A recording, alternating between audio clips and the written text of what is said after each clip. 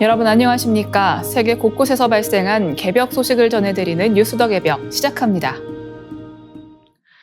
삼성 서울병원이 영화 속 장면처럼 순간에 끝나는 암 치료 기술에 성큼 다가섰습니다. 이름은 플래시 양성자 치료인데요. 방사선을 초고속 고선량으로 쏴 단 1초 안에 치료를 끝내는 차세대 암 치료법입니다. 보통 양성자 치료는 한 번 받는데 2분에서 4분, 보통 10번 이상 병원을 찾아야 했습니다. 하지만 플래시는 초당 40g 이상의 속도로 방사선을 집중 조사해 필요한 양을 한 번에 쏘아줍니다. 이 말은 곧 환자가 치료받는 시간을 획기적으로 줄이고 병원에 오가는 부담도 크게 줄어든다는 뜻입니다. 양성자 치료는 수소원자의 핵을 빛의 60% 속도로 가속시켜 암세포에 직격탄을 날리는 방식입니다. 플래시는 여기에 터보 모드를 켠 것처럼 초고속으로 강력한 방사선을 쏘지만 정상세포에는 피해를 최소화합니다. 이번에 조성규 교수팀이 개발한 기술은 값비싼 특수장비 없이도 국내 병원에서 이미 쓰고 있는 장비로 초고속 치료 환경에서 방사선 양을 정확하게 측정할 수 있게 했습니다.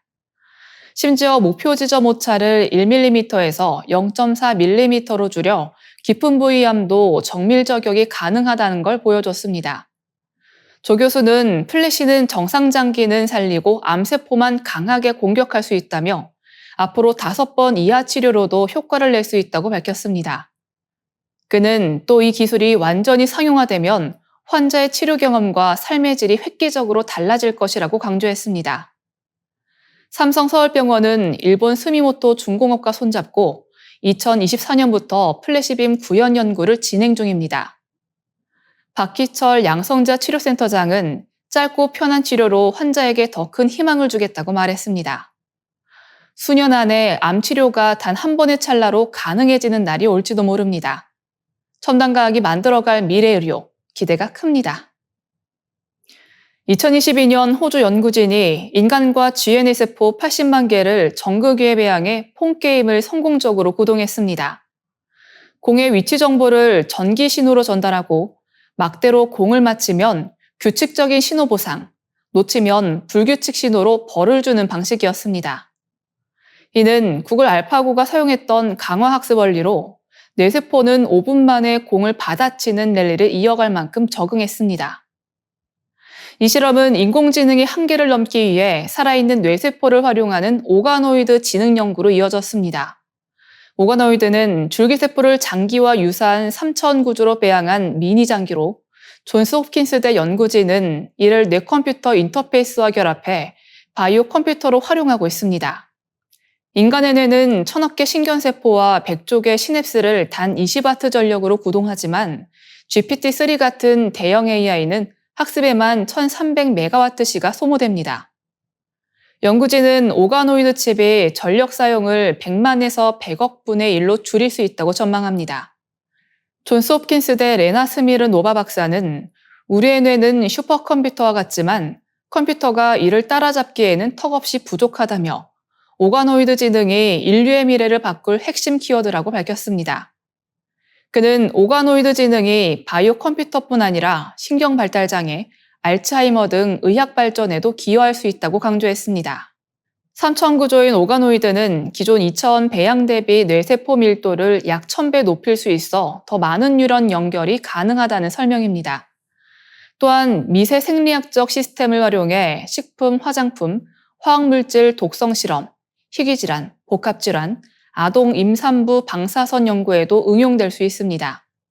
실험에서는 강화학습을 거친 오가노이드가 미니 로봇 자동차를 조종해 자율주행 가능성을 입증했고 호주, 스위스 기업들도 원격 실험 플랫폼을 상용화하고 있습니다.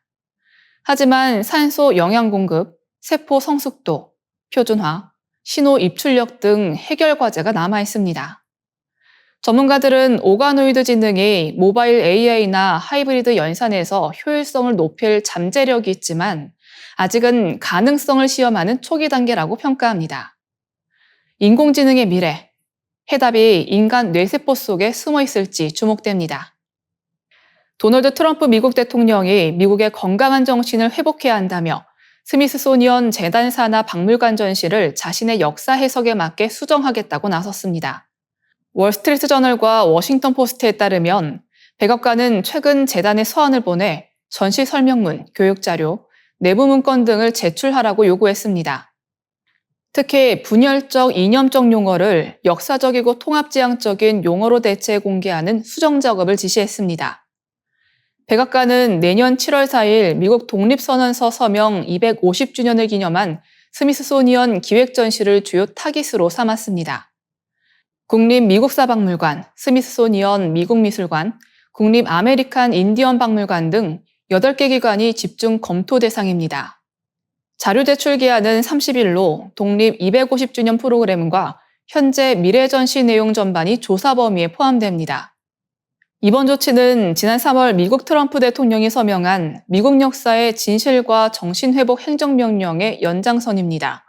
당시에는 스미스소니언 박물관과 국립동물원에서 객관적 사실보다 이념이 주도하는 왜곡된 서사가 전파되고 있다며 부적절한 이념을 삭제하도록 지시했습니다. 스미스소니언 길들이기가 본격화하는 모양새로 취임 이후 강하게 밀어붙인 반워크 정책의 일환입니다. 논란은 이미 표면화됐습니다. 스미스소니언 산하 전미초상화미술관 킴 사재관장은 트럼프 대통령이 사퇴 압박을 가하자 지난 6월 스스로 물러났습니다. 국립미국사박물관은 지난달 전시물에서 트럼프 대통령 일기 재임 중 발생한 2차례 탄핵 관련 설명판을 철거해 논란을 빚었습니다. 스미스소니언 재단은 우리의 활동은 엄격한 연구와 사실에 기반한 역사서술에 기초한다며 서한 내용을 검토하고 백악관, 의회와 건설적으로 협력하겠다고 밝혔습니다. 그러나 역사학계에서는 반발이 거셉니다. 미국 역사협회 사무국장 사라 윅셀은 역사학자와 전시기획자에 대한 모욕이라며 대중은 복합적인 미국 역사를 보여주는 신뢰할 자료를 잃게 될 것이라고 경고했습니다. 영국과 브라질 공동연구팀이 지금까지 발견된 것 가운데 가장 거대한 초대질량 블랙홀을 찾아냈습니다. 이번 발견은 우주에서 블랙홀이 도달할 수 있는 이론적 한계치에 근접한 규모로 천문학계의 주목을 받고 있습니다.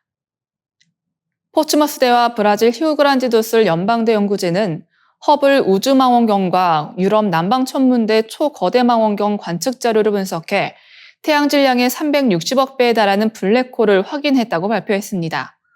이는 우리 은하 중심 궁수자리 A스타보다 약 1만 배 무겁고 우주이론상 최대 질량인 500억 태양 질량에 근접한 수치입니다.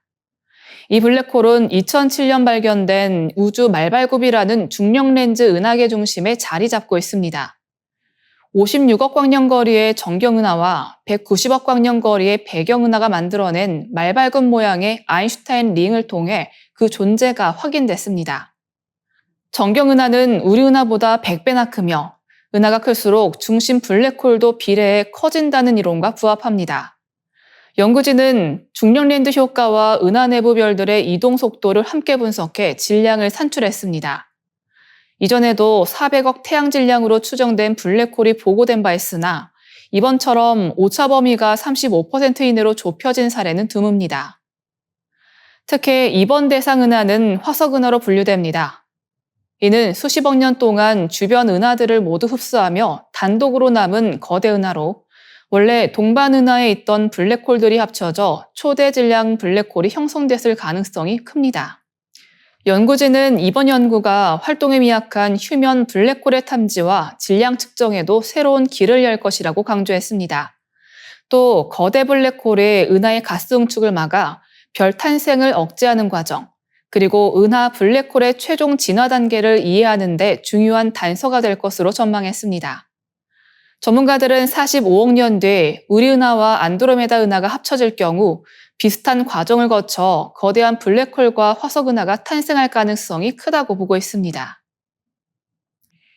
이상으로 뉴스 더 개벽 마치겠습니다. 시청해주신 여러분 감사합니다.